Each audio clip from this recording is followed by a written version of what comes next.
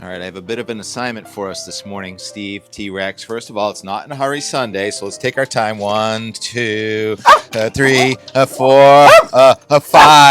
Oh, sorry. All right, so our mission, if you choose to accept it, is to see if we can see our shadow. Because if we can see our shadow, that means there are 6 more weeks of winter. And the reason that would mean 6 more weeks of winter is because often this time of year, as we get to the third of winter, if you have high pressure and cold air in place across the United States, that means the jet stream has been suppressed south, and it's going to take some time for it to work back north. And that is the case. It is sunny, although we can't see our shadow because we are in the shadow. So the building we're in is casting a shadow, but I can see that if we were down there, we would see our shadow. What is that we see down there? That's ice, saltwater ice.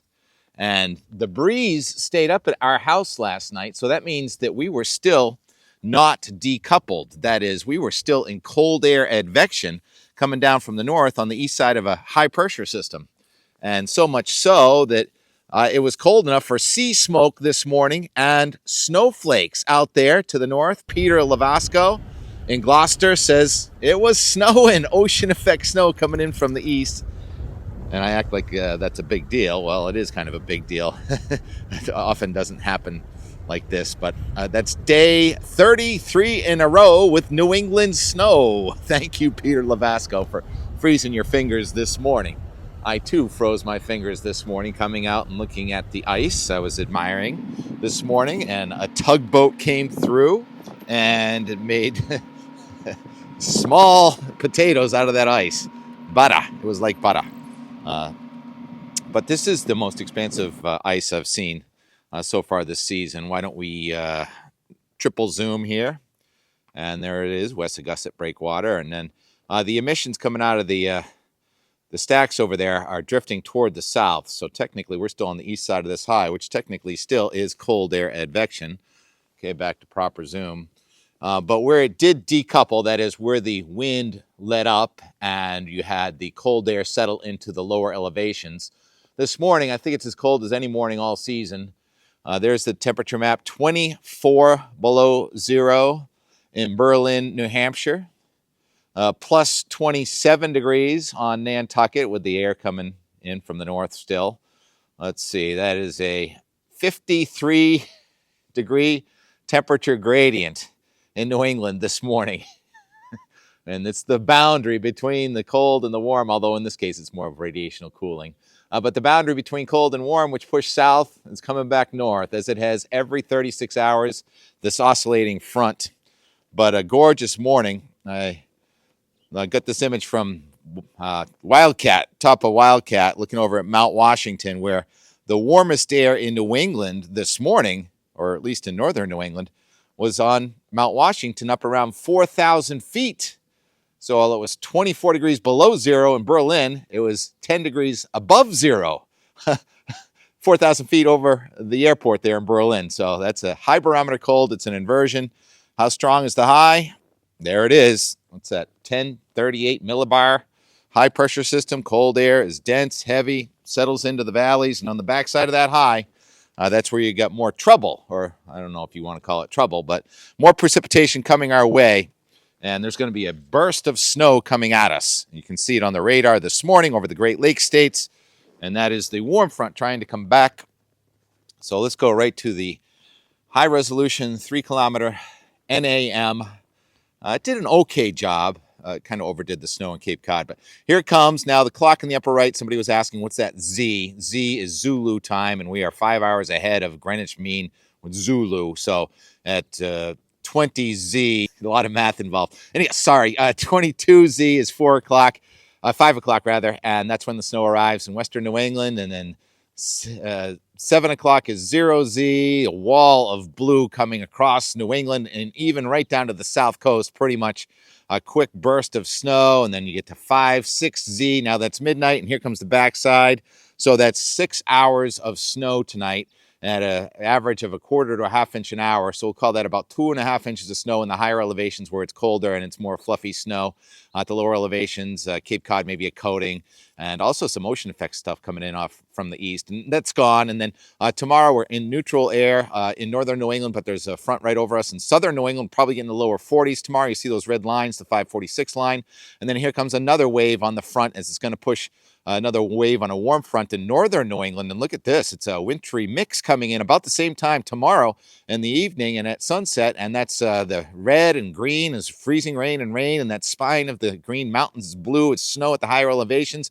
But there could be the first raindrops of the season in parts of northern Vermont and northern New Hampshire of the year. It did rain in December, but of the winter since January 1st anyway.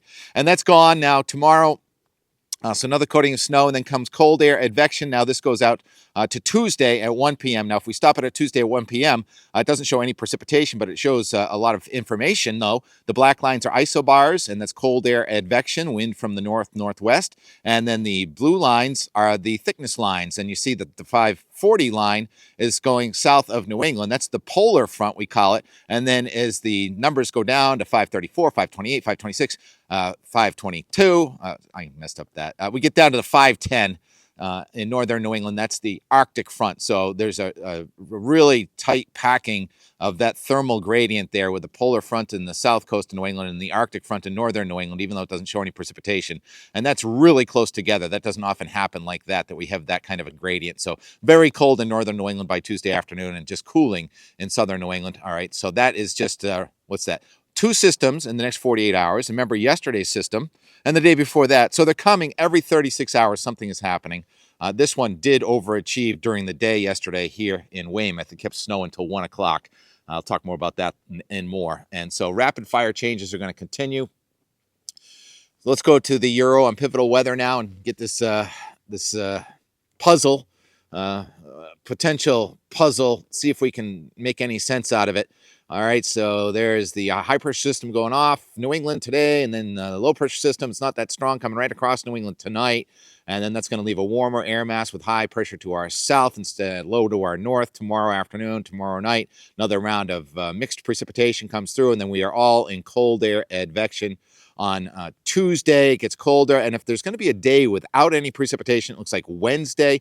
Another strong high pressure system coming in with light wind, a beautiful ski day, and then here comes the backside of that high pressure system, and this has been that moving target that is Thursday, and it looks like it goes to snow early, and then I got to slow it down here, and then to freezing rain, and then to rain. That's the blue, the red, and the green, and the low pressure system looks like it wants to track right over Montreal, so that rain snow line could go right to the Canadian border, and this has been pretty consistent with that wintry mix possible here on Thursday night, but it's all happening so fast, and then it's dry late Thursday already, and we have or Thursday night, and we have cold front coming in on Friday, and so it'll still be warm in southern New England, relatively speaking, before that cold air comes in on Saturday, and it's sort of the same pattern day after day after day, and then it's cold air advection. Saturday looks dry, and then Sunday, here comes another system coming out of the central part of the nation, racing one after another from the Pacific across the nation, and now that is a quick hitting another wintry mix here with the rain snow line probably pretty close to the south coast of New England, and then that takes off, and then we end up dry again by day 9 is Monday, and then Tuesday, 2/11, February 11th, there's 240 hours, and we are dry and cold at that time here in look at those high pressure systems, 1044 high pressure system over the northern Rockies to a 1040 over New England or just south of us. And that is just a huge blob of cold with a major system coming out of it. Looks like Texas. Look at the packing of those red lines down there. So there'll be severe weather with temperatures near 80 in the Gulf of Mexico. Meantime, it's snowing and freezing raining in northern Mississippi and Alabama. That is going to be a coast-to-coast headliner storm. Jim Cantori will be chasing that one.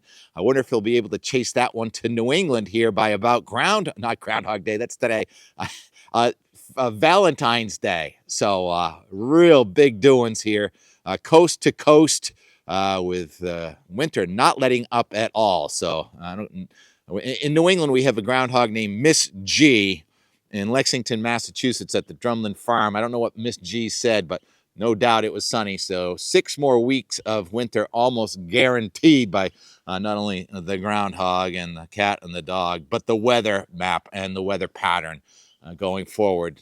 We still have a lot of wintry weather. All right, yesterday, Saturday, I was just admiring the snow, kind of running around like a kid in a candy store, looking at the radar and being just like everyone else. What's going on here? When's this going to stop? We had gravity waves and snow bursts coming in, and so it had rained on 13 hours on Friday, and then it snowed for 13 hours on Saturday. So it ended up being a 26-hour system. And even though it wasn't one big storm, it was a series of waves on the boundary. And that's what's going to be forward. Waves on a boundary, but they're going to be stronger. So the stakes are going to be higher going forward over the next 10 to 15 days. All right, here is the and more. Some sunset time lapse from way down there. I set my tripod up down there. And what else? Yep, that's it. All right, here's the and more from yesterday. Yeah, we'll go in this door. I know, for you, Glenn, I set up the ice bucket and I removed the contraption to hold it in place. Put my glove back on here. So the ice bucket challenge, it's solid. 3 inches of ice in there, and that's how much precipitation we've had since January. I had 9 inches on that bucket, but it broke. So we've had about a foot of water come down since Thanksgiving, and it's frozen. And my fingers are frozen too. And T-Rex wants to go in. This way, Rex. Come on, this door. All right. Talk to you tomorrow. All right. I mean, the and more from yesterday. 10 a.m. Just staying flaky. Roads are fine, but plenty icy on untreated surfaces out the door. Pretty. Maybe there is a tail after all. That band I talked about sticking way back west as the system goes out to sea to our east. When they don't go north of your latitude, it snows for a longer time. View out this door at the same time. Can't see Boston. Visibility is just about a mile. We're accumulating less than 1/4 of an inch an hour, but it's still accumulating. The beach and the rocks. What does a meteorologist say when he doesn't really understand what's going on very well? We've got gravity waves, those lines there, and you get kind of a convergent flow. It looks like the wind from the northeast meeting the wind from the northwest, but definitely overachieving here as we go toward 11 a.m. With the moderate to heavy snow band coming right out of Cape Ann, right across Boston. Looks like it's going to increase in intensity here. So we're pretty much just calling the play-by-play now today. Overachieving. I think what might be happening is the cold air being more dense than warm air. I think at the surface with this strong high coming at us, the cold air is undermining the warmth, sort of a reverse overrunning effect. But instead of warm air going over the top of the cold air is coming beneath slightly warmer air aloft, blowing and drifting snow with nowcast warning in effect. That means we don't know when this is going to end and how much snow we're going to get, but it's thrilling. Weather is unpredictable, utterly captivating. This is pretty exciting. As a meteorologist, you want to get it right, but as a fan of weather and of snow, you want to see it overachieve, and that's certainly what's happening right now. I did mention yesterday that it may look and feel like a nor'easter a bit today, but then I kind of gave up on it this morning, but I guess I gave up a little bit early. Yeah, we've got an ocean over there to the left, and we've got cold air coming in from the upper right, and it's overachieving for sure. And yeah, we've picked up more in the last half hour than we did. Oh, it looks like there's some grapple in there. That would indicate instability in the atmosphere, so low-level instability. And it's actually turning the road a little bit white around here, just a little bit. But the temperature continues down this afternoon and evening, so it is icy underfoot. I think this is probably the heaviest it's going to be.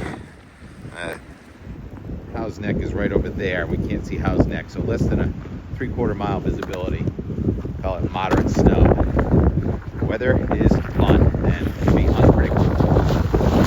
Upper level energy. All right. This is fun. All right. Let's see when the next update is, when it stops, I guess.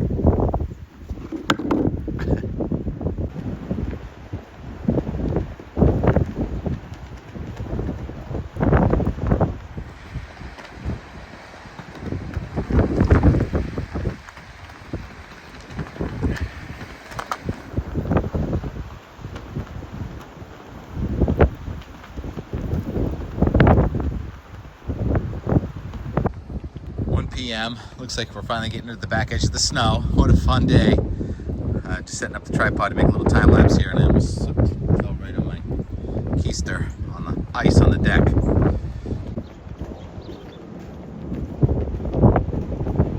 Alright, that was only 4 minutes. There it goes. So, precipitation still coming down 1 o'clock today. It began as rain yesterday at 11 o'clock. Let me do the math on that. It's 26 hours in a row of steady precipitation. So, that theory about the flat wave not getting north of our latitude, meaning that the precipitation would hang on longer, ended up verifying. Probably about 3/4 of an inch of snow here. Give it a little more time before we measure it. I think we're going to see the sun. So there's a little tunnel right there through the bramble, and these tracks are here almost every single day. Not those T-Rex ones, but these ones. What is that? Is that like a raccoon or is that a rabbit? Probably a rabbit. You go find it, Rex, okay? In other news, we did end up with a 1/2 inch of snow. All right, maybe a 0.4. Final number coming up as the last flakes are coming down right now. Here at Great Hill Park, you know it. Brisk. It's having fun. And like I always say,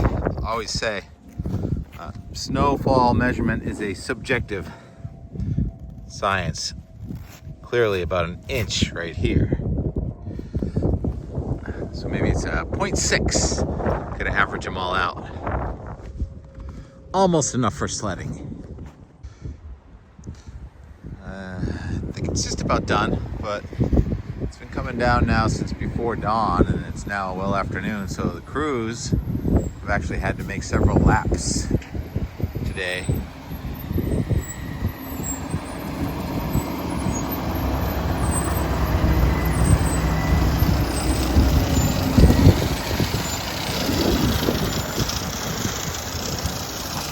We're making laps too, T-Rex. Yeah, it's about to stop snowing on Bailey Road. Both ways. Whoop. 2:40 update. Furball. Can you see a cat on a blanket? How about now? How about sunshine and cumulus and cold air advection? The snow has stopped. Putting it in the books as a conservative 0.9. How about some more time lapse? The sun and the clouds now. And Beth Ann White. IceDancingInternational.org, Strawberry Bank Museum, Portsmouth, New Hampshire. Dancing with the Stars live feed this afternoon. Another Michael McCormick cam and weather instrument package. The winner is Sean Conroy Barlow and Ryan Dunn. Come on out here. How fun. Audience participation. Everyone's clapping. Oh, that was fun. Maybe we'll be there in person next year. 4 p.m. The sun's still up. I have to shovel a path for you guys. One more time lapse. Day started with snow that got heavier and now clearing sky. But I can't see the sun from the yard, but I can see the sun from down there. Should I brave it? Make my way down there without any stairs over to those rocks. Try not to get frostbite. Let's do it.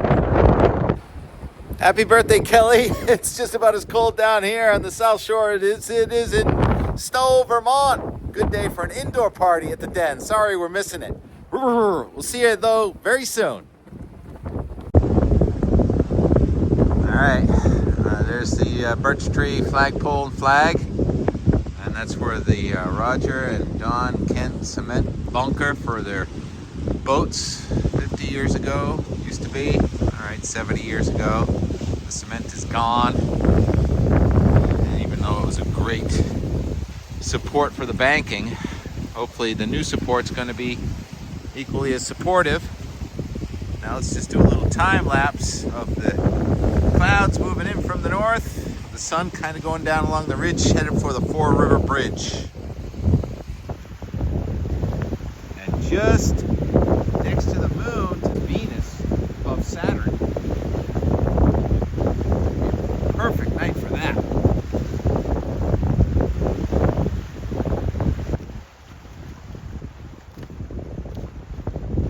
Am I blocking your view? I know what you're thinking. I took off into the sunset with a spade fork, came back with a shovel and a nice maple walking stick. How did I do that? Tricky. And the kick is up, and it's coming down, and it's left of the upright. No good. I think that's enough. That was another. Repositioning these boulders over here to the other side. I'm building a wall. There's a gull I just wanted to show you. But I want to show you my foot. Look at this. No, I wasn't laying cement. I think I gotta unwiden it, right? So you can see both feet at the same time. Perfect. Taking off my glove, dropping my shovel, hitting 1/2 zoom. All right, what is that all over my foot? Well, I've been trekking around here, and that cement wall that was here since 1960, 84 years, I was just taken out, and behind it, that's what was left, right? So I didn't think much of it, just walking right over that, and stepped right there, and that is a slurry. Look at this. What is that? That's just slurry that had accumulated behind there. Oh my God, that's very dense, very heavy. So that wall was holding back a bit of a dam. So yeah, it is somewhat concerning. What's gonna hold that slurry next? I hope we don't have any flooding rainstorms or anything like that. It's almost like clay.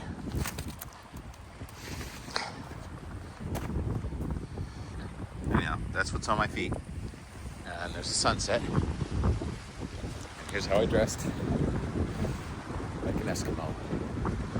But I've walked up and down the hill so many times and around it. It doesn't feel that cold to me right now. And I found the moon as if it was missing, right? It's right up there. I won't be able to zoom. I'll try. See it? Yep. And the Venus is right next to it.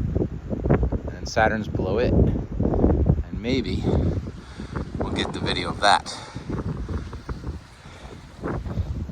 Let's go say hello to Steve.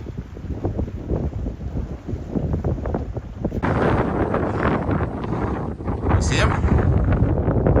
Hi, Steve. He's like, I've never seen you down there before. I just want to get this angle of the moon. Never done this before from here. The moon, Venus, Saturn, and Steve. The Maine Coon.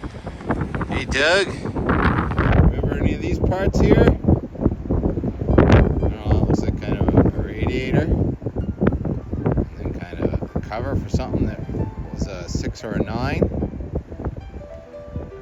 And something that had a post in it. And more and more and more.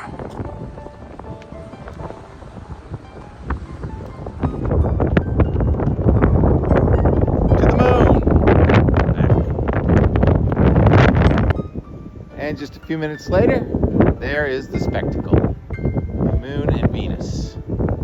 More and more and more.